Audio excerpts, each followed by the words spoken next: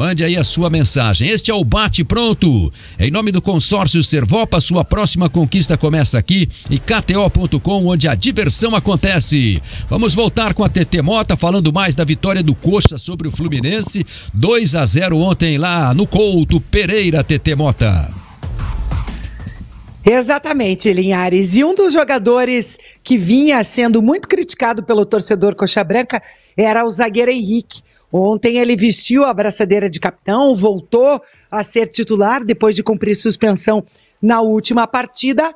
E o Thiago Kozlowski, quando foi perguntado para ele sobre a postura do sistema defensivo, ele preferiu não colocar o mérito apenas no Henrique e no Kusevich, e sim em toda a linha defensiva, com o Natanael fazendo um ótimo papel, um jogaço, Jamerson também, até um torcedor falou para mim ontem depois do jogo que aos 40 e tantos do segundo tempo, como os laterais e os zagueiros ainda estavam correndo, ainda estavam com gás, e isso a gente não via no Coritiba no início desse campeonato brasileiro. E a gente conversou depois do jogo com o capitão Henrique, falando da importância dessa sequência de jogos sem perder e justamente desse embalo que o Coritiba ganhou após essas 4 partidas. A intensidade do time também, né, junto com a torcida, por fora, acho que isso assimilamos bem o que o Thiago veio passando para nós e a gente vem colocando dentro de campo e vem buscando resultado. Henrique, mais um jogo que a defesa passa sem ser vazada. Como que tem sido esse encaixe entre você, o Kusevich, o Dombrowski, quem tem entrado ali? Cara, isso aí se fala em não tomar gol, mas não são só, você vê ali, não são só nós dois, nós 4 ali atrás que defendemos o time inteiro. Acho que essa intensidade do time, tanto quem entra jogando, quem entra depois, acho que isso mantém, é isso que vem fortalecendo, é isso e taticamente dentro de campo vem se organizando, então acho que isso aí não é que vem nos facilitando, mas vem organizado, a gente consegue junto deixar a portaria zero. Então, agora daqui para frente vamos somando para que a gente possa sair da situação. Henrique, em termos de motivação, o que representa 4 jogos sem perder? Importantíssimo, né? Acho que pra gente que vem lutando, vem trabalhando. Acho que o Thiago chegou nos dando confiança, nos dando total apoio, chamando a confiança, a responsabilidade também. E não só isso, mas claro que nos treinamentos, no sistema tático, ele vem fazendo a diferença também. Então a gente está feliz com esse resultado. Diante de um adversário difícil, né, complicado, mas da nossa casa, da nossa torcida, acho que nada mais justo que encerrar a vitória e de um grande jogo também de todo mundo. Falar o que dessa torcida hoje? Era só para a gente ficar esmonjeado com isso, né, com a torcida que veio, apoiou, incentivou, lotou contra o Pereira, isso aí com certeza o adversário sente esse calor, então cara, a gente só tem que agradecer a torcida e claro que diante disso tem que ser a vitória, né? Capitão do Coxa na noite de ontem, líder, um cara muito querido pelo elenco e que vem crescendo de produtividade, como a gente falou, que outros jogadores também estão recuperando o seu bom futebol. O Henrique é um deles. O Henrique ontem foi extremamente preciso, cirúrgico, como diz o Linhares Júnior, em todas as bolas disputadas. Depois do jogo, é claro, na entrevista coletiva, o técnico Thiago Kozlowski foi questionado sobre as mudanças táticas que ele fez na equipe, em especial colocar o Marcelino Moreno jogando no ataque, numa das pontas, e tirando o Marcelino Moreno do meio da criação das jogadas. E o treinador alviverde explicou por que essas mudanças, por que colocar ali o Bruno Gomes um pouco mais adiantado, né? Colocou o Andrei fazendo a função de primeiro volante e explicou por que essas mudanças táticas para a partida de ontem. Uma partida muito movimentada, né? A gente sabia que o Fluminense ia ter a situação da posse.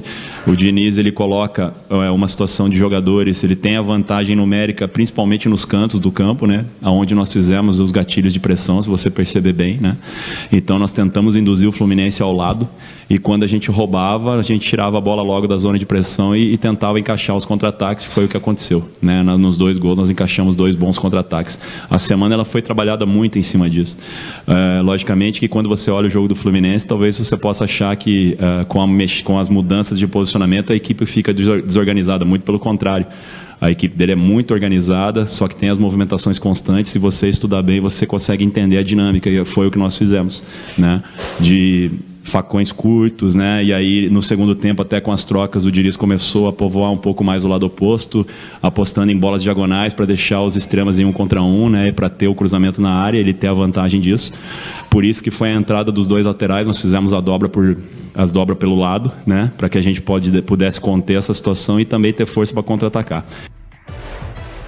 Claro que o Coritiba ainda não ganhou nada, ainda está na zona de rebaixamento, mas conseguiu 4 jogos sem vencer. E eu até perguntei para o Thiago, o que representa em termos de motivação essas 4 partidas, porque ele pegou um time que estava 18 jogos sem vencer. O maior recorde aí do Coritiba, de uma maior sequência de derrotas, né? Maior sequência sem vitórias na história do Coritiba. E o Thiago foi enfático, ainda não ganhamos nada, mas é claro que a motivação muda depois de ficar 4 jogos sem perder. Isso aumenta a moral dos jogadores, tanto psicologicamente falando, né? Isso aumenta a moral dentro do clube, dos funcionários, da torcida. Isso é importante, essa sequência de vitórias. Mas eu coloco uma situação muito mais importante do que a sequência de vitórias, falando especificamente de mim, é os pontos, né? O Coritiba precisa muito desses pontos, né? Hoje nós chegamos a 14 pontos, chegamos ali, se não me engano, estamos junto com o Bahia, né? Na porta para sair da zona, né? Então entramos ali de vez no campeonato, uma vitória para lá, uma vitória para cá, pode te colocar fora ou dentro da zona, né? Uma derrota para cá, mas o importante é que os jogadores entenderam, e isso eu falei lá em Belo Horizonte, depois que nós empatamos com o Cruzeiro, que se a gente for organizado, se nós formos solidários, e se principalmente a gente entender que a gente tem que dar o algo a mais como identidade, aí nós podemos bater de frente com qualquer um. Eu acho que essa moral hoje, essa vitória hoje, ela nos dá moral porque nós enfrentamos uma das melhores equipes do Brasil, né, que é o Fluminense, uma equipe candidata a títulos, jogando Libertadores, né? Isso nos mostra que nós estamos no caminho certo, mas como eu falei para você, e falei no vestiário, né, pezinho no chão, porque não tem nada definido. É legal você ganhar do Fluminense, ganhar do jeito que foi, né? Mas a partir de amanhã já pensar no Botafogo e já esquecer essa vitória e pensar para frente, que é assim que nós vamos tentar sair da zona. Cada jogo uma final, é desta maneira que o Thiago Kozlowski e todo o elenco pensam daqui para frente. E eu acho, já vou até devolver para vocês para a gente comentar um pouco sobre isso, mas essa frase do treinador deixa bem claro, o Coritiba entrou no campeonato. O Thiago deu uma entrevista maravilhosa ontem, né, Felipe Dal? Sim. A entrevista dele é extremamente didática, né? Interessante demais. O cara deu explicações. E lúcido, né? Total. E deu explicações assim muito claras do que ele pensou, do que ele fez. Ele explicou, por exemplo, a gente criticou a saída do Marcelino Moreno, no momento da substituição, e depois ele foi muito claro por que ele tirou o Moreno, por que ele dobrou os laterais, né? Ele colocou o Vitor Luiz e o Diogo Batista. Duas coisas. E o Caio ainda, né? Duas coisas que eu falei ontem, né? Uma durante o programa, que eu não colocaria o Marcelino Moreno de ponta. Ele me quebrou na primeira resposta já, praticamente. Não fui nem eu que perguntei, né? E ele me quebrou na primeira resposta. Calou os críticos. Ele falou, a gente iria perder o meio de campo com o Marcelino ali. A gente ia perder o Marcelino porque ele não ia conseguir fazer o que o Bianchi e o Bruno Gomes fizeram pela questão de intensidade, questão de marcação, questão de recomposição. E com a bola, a gente fez o Marcelino virar meia. E não ponta. E isso foi muito interessante. E daí depois, quando eu falei durante o jogo que ele tinha feito uma salada danada, que ele colocou o Vitor Luiz de ponta esquerda, puxou o Diogo para volante, colocou o Caio de ponta direita, ele explicou certinho por que ele fez aquilo. Ele precisava da dobra do lateral, porque o lateral estava batendo muito no 1 contra 1 e ia ficar difícil. E em algum momento o Fluminense poderia ganhar. O Samuel Xavier e o Diogo Barbosa se lançaram ao ataque. O Diniz tirou um zagueiro, né? Tirou o Felipe Melo, colocou o André na zaga. Botou o André. Daí colocou o Léo Fernandes para jogar. O Léo Fernandes canhotinho, que muito bom, mexia bem na bola, e botou o Daniel pelo lado esquerdo, né? Ele fez um lado esquerdo com o Keno, o Daniel, o triângulo ali, né? E o Diogo Barbosa. E pelo lado direito era o Samuel Xavier, o Léo Fernandes e tinha o Arias lá na ponta, né? Aí com o Lelê, depois ele botou o John Kennedy, né? Que daí ele colocou 2 jogadores mais enfiados. Ele fez um 4-2-4. E começou a explorar o jogo aéreo, né? E botou a defesa do Coritiba para trabalhar. E o Thiago estava muito atento a essas mexidas, e o Thiago explicou completamente como foi a estratégia e como foi trabalhar durante a semana. E ele abriu mão de atacar marcar para poder se defender direito, né? Porque exatamente. Ele tirou lá os caras da frente, o Marcelino e tal, né? Deixou só o Rodrigo Pinho para puxar os contra-ataques, mas ele percebeu que ele poderia ter problemas no jogo exatamente pela lateral do campo, que é onde o Fluminense concentrava seu jogo. O Fluminense usa muitos lados, né? E com essa visão, né, muito aguçada do Thiago, ele conseguiu dar um nó ali no placar perigoso, né? Porque o Coritiba, apesar, claro, de sofrer uma certa pressão, principalmente no segundo tempo, do Fluminense, né, que tentou explorar ali o lado do campo, ele conseguiu controlar, né, as investidas. Com muita força física, com o próprio Diogo, né, que conseguiu ali no 1 contra 1, o Henrique, como o Dalk falou, né, que foi um dos melhores em campo, o Jamerson e o Natanael sempre vencendo ali os duelos individuais. Então é um Coritiba que muitas vezes, até quando tinha jogado melhor nas partidas, naquela fase em que não conseguia vencer, acabava sofrendo gol, acabava entregando o resultado para o adversário. E agora, pela primeira vez, a gente vê uma postura completamente diferente, uma defesa segura, né? Um time que consegue controlar o jogo, mesmo mudando a estratégia, né? No primeiro tempo, o Coritiba explorando muitos contra-ataques, depois caiu um pouquinho o rendimento, mas conseguiu ser um time que controlou o jogo. Poderia até ter feito 3-0 ali, né? Teve chance com o Pinho, que perdeu a oportunidade, mas... A do Pinho é igual a do Bianchi. A questão é que o Pinho chuta certo. Né? Só que o Pinho chutou e poderia ter cruzado. Defendeu. Só que o Pinho... Daí ontem eu falei sobre isso. O Pinho ergue a cabeça no lance. O pessoal falou, o Bianchi ergue a cabeça e vê o Diogo. Ele ergue a cabeça e olha o Fábio. O Pinho faz igual. Até o Alê falou agora há pouco. Mas o Pinho ergueu a cabeça e olhou o Robson. Não olhou. O Robson tava correndo lá do outro lado. Ele tava longe. Para isso ele teria que levantar a cabeça e virar pro lado. Ele levanta a cabeça, olha pro Fábio e tenta bater de esquerda.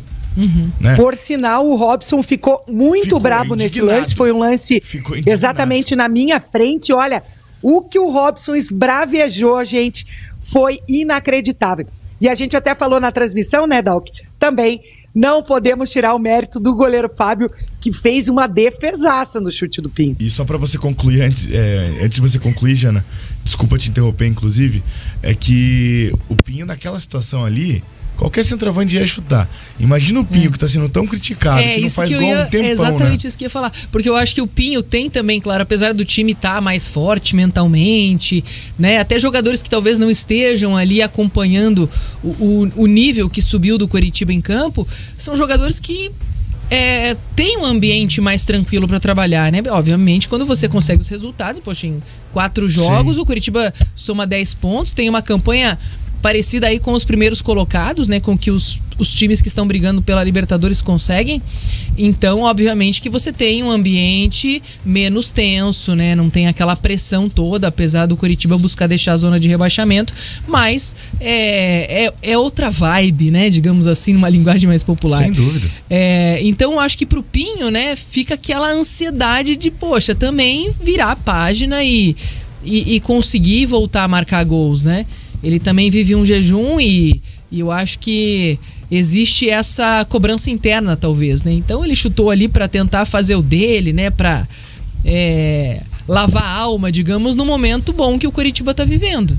E ele tentar voltar a ter um momento bom também, né? Porque ele ainda não conseguiu. Né? Eu especificamente, nos últimos tempos aí, eu cobrei o Pinho titular. Porque eu achava ele muito superior ao Zé Roberto. Antes do Zé Roberto sair, achava que não fazia sentido, na minha opinião, você ter um cara da qualidade que tem o Pinho com a bola no pé, deixar ele no banco de reservas. O Zago não colocava o Pinho. Não colocava por 5 minutos. Precisa de alguém aos 45 do segundo tempo. Coloca outro. Não coloca o Pinho. Isso eu falo sobre o Gabriel Silva, inclusive, tá, gente? O Gabriel Silva veio pro Coxa, o Coritiba pagou 600 mil no empréstimo dele, precisa de volante, ele coloca o Vitor Luiz. Precisa de meia, ele coloca o Vitor Luiz. Ou o Diogo. Precisa de ponta, ele coloca o Diogo. O Gabriel Silva é meia, não joga em lugar nenhum. E tá no banco sempre. Mas, de qualquer maneira, o Pinho precisava de um golzinho aí pra reconquistar a confiança. E eu não posso nem falar que se fosse ele no lance ontem do Diogo Oliveira, do Bianchi, ele teria feito o gol, porque talvez o Diogo tem uma intensidade gigantesca, o Diogo corre muito. Eu não sei se o Pinho ia estar conseguindo chegar inteiro naquela bola também. O Diogo tava muito inteiro na bola. Ele quase passa na bola, inclusive. Não, e ele, tanta vontade que ele tava. E você vê o posicionamento do Diogo Oliveira, né? Ele tava acompanhando o desfecho da jogada. Ele tava preparado para aquele chute, para aquele passe do Bianchi. Com certeza. Ele tava pronto ali, no lugar certo, tanto que a bola caiu no pé dele, né? Ele vinha já em velocidade, abriu o compasso ali e mandou a bola para dentro do gol. Tanto que no lance do Moreno depois, no segundo tempo, aliás, no primeiro tempo, no finalzinho, aos 40 minutos, que tem a puxada de contra-ataque do Bruno Gomes, ele tá junto. Exato. Se o Moreno toca de primeira, ao invés de tentar o drible, porque se o Moreno acerta o drible, ele tinha feito o gol.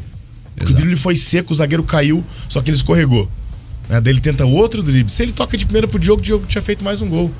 Então, assim, é importante, muito mais do que o trato com a bola, é a questão do posicionamento. Pro centroavante, principalmente. A mecanização do movimento, como você se movimenta para você enganar a marcação, o que você faz para tentar tirar a referência do zagueiro. Você vai para trás, você vai para frente. Como é que você vai tirar a referência do zagueiro? Então, o Pinho, ele é muito bom, ele consegue fazer parede, ele consegue ter um toque mais refinado na bola. Mas muitas dessas coisas ele tem falhado. E a questão do posicionamento tem sido ruim. É isso. Mendy, o Rogério Coelho lembrou aqui, né? Ele falou da coletiva traíra do Zago, que pesou para uma mudança de atitude. E eu acho que nesse sentido, claro que quando alguém te critica, você vai querer provar que não é aquilo que estão falando, né? Então, eu acho que isso realmente teve um efeito. Acho que tá todo mundo se entregando um pouco mais, né? Mas ele também pergunta, será que a preparação física também mudou? Porque era um questionamento do Zago, né? Era um preparador físico que estava com o Zago, né? Agora voltou para o preparador físico da casa, gente. Exatamente. E aí que tá o grande ponto. Por isso que eu falo, por isso que eu bati tanto aqui quando o Rodrigo Monginho foi demitido. Falei, gente, o problema não é o Monginho. O problema não é o Monginho, o problema é a forma como está sendo feito os processos. Sim. E daí o Zago vem e tal, demite o Monginho. Aí era fácil. Pô, o Monginho tava aí há 2-3 anos no clube. Ficou no Sub-20 por um bom tempo. Foi o preparador físico da Copa do Brasil Sub-20, que o coach foi campeão. Então, assim, por isso que eu falei, pô, às vezes o Coritiba erra em processos e culpa pessoas. Sim. E esse é um grande problema. A estrutura se mantém a mesma, só que algumas pessoas vão levando a culpa. Ah, tá ruim o departamento de comunicação, demite alguém ali. Entendeu? Não muda os processos feitos. Continua os mesmos vícios, continua as mesmas situações. O problema é maior às vezes, né? Exatamente. Ah, a parte administrativa tá ruim, demite o chefe da RH. Tem muita gente falando aqui desse lance aí do Moreno que se comentou, que as pessoas estão achando que foi pênalti no Moreno na hora que ele teve o pé de apoio puxado. Eu tive a impressão, só que nem ele reclamou, né? Eu achei que ele escorregou. Não foi, eu tava bem na frente ali, Linhares. Ele, na verdade, ele escorregou, não foi. Como o Dalco falou, nem o Moreno reclamou. O Rodrigo quem aqui é o Alexandre Reginato tá dizendo, se o Moreno fica no chão naquele lance, o VAR tinha que chamar para avaliar e tal, né? Mas acho que o VAR chamaria de qualquer maneira. Mas porque a bola vai para escanteio. Tá aí, né? Tem gente achando que foi pênalti, o Moreno naquela hora também se levantou. Ele chegou até a conversar com o árbitro que estava perto acompanhando o lance e seguiu, e depois teve acho que escanteio, né? Na sequência. Foi escanteio porque ele jogada. Consegue fazer o outro corte, chutar e o Fábio defender. Muito bem, vamos dar uma olhadinha aí na tela que a gente tem da classificação, né, e também dos próximos jogos do Campeonato Brasileiro. O Botafogo lidera 40 pontos, né? A gente tem daí Grêmio, Flamengo, Palmeiras, Atlético, São Paulo, Fluminense, Bragantino embolados ali, né, de 29 até 25 pontos. O Internacional é o 10º com 23, junto ali com Fortaleza, que é o 9º. Depois, na outra página, temos o Cruzeiro e o Cuiabá com 22, o Atlético Mineiro com 21, o Santos com 17, o Corinthians com 16, Goiás com 15 pontos, aí Bahia e Coritiba com 14, América Mineiro 10 e o Vasco com 9. Veja que o Coritiba, que era o lanterna até algumas rodadas, né? Ele já abriu em relação ao lanterna, que é o Vasco, 5 pontos. E tem 4 pontos de vantagem para o time que está logo atrás, que é o América. Você lembra quando a gente falava que o Coritiba estava com 4 pontos e o 18º com 9 falava, cara, já aumentou para 5 a distância do lanterna pro 18º. Exato. Não tava nem fora da saída do rebaixamento. E hoje o Vasco vive essa situação. Exatamente. E o Coritiba tá ali, né, com 14 pontos, já tem possibilidade de na próxima rodada deixar a zona do rebaixamento, né? Vencendo o Botafogo. Empatando, quem sabe. Vamos ver os próximos jogos aí, ó. A próxima rodada, então, vai ter 4 da tarde, Atlético e Cruzeiro na Arena. O Botafogo enfrenta o Coritiba no domingo às 4 da tarde, né? São os 2 jogos aí da dupla Atletiba. 2 jogos com transmissão aqui da Jovem Pan News. Fazia tempo, né? Que não tinha jogo 4 da tarde. Pois é. Não é verdade? No sábado. Não, domingo. Domingo mesmo. Não, teve outro dia Cruzeiro e Coritiba aí que a gente transmitiu. Foi 11 da manhã. Às 11 da manhã, é verdade. E daí o Atlético no mesmo dia às 18h30. Exatamente, então, vamos lá, né? Fim de semana, então, aí sábado, 4 da tarde. Intervalo e debate a escala. Muito bem. 1 da tarde. Este é o Bate Pronto para